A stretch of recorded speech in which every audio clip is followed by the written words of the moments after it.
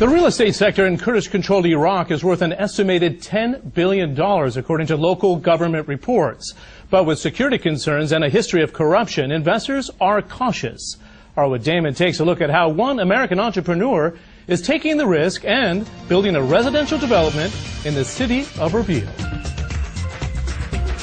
It's a vision of suburban America, spotless homes and pristine lawns sprouting out of a hillside a long way from the United States.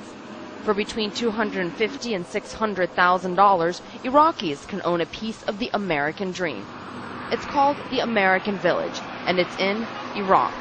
For sure there's a gamble, but I think all over Iraq there's one key need that has been showed up since the last 5 years. It's housing. When you're coming to Damien Degeldre and his partners at Sigma International, an American company with an adventurous spirit, saw an opportunity and went for it, despite the risks. As a smaller business entity today, if you are not here ahead of the big ones, well, once the big ones are coming in, they crush you.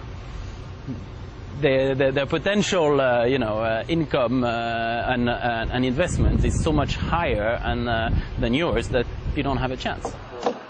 And with construction booming all over Erbil, the capital of Iraq's Kurdish north, the big ones aren't far behind. Welcome to Virginia Street, and as American suburbia as this may look, it's still in northern Iraq, and doing business out here is nothing like doing business in the United States. The problem set and risk factors involved are of an entirely different dimension. This part of the country, run by the KRG, the Kurdistan regional government, has not been plagued with the levels of violence that have devastated the rest of Iraq.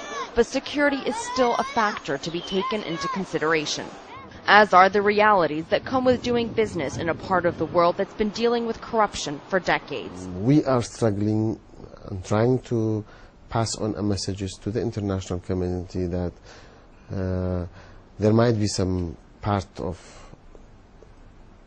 areas that could be corrupted, or there might be, but we are not corrupted as in general. We are trying to talk about transparency. We are trying to tell them that we need to learn, we need to access the information that were missed in this country.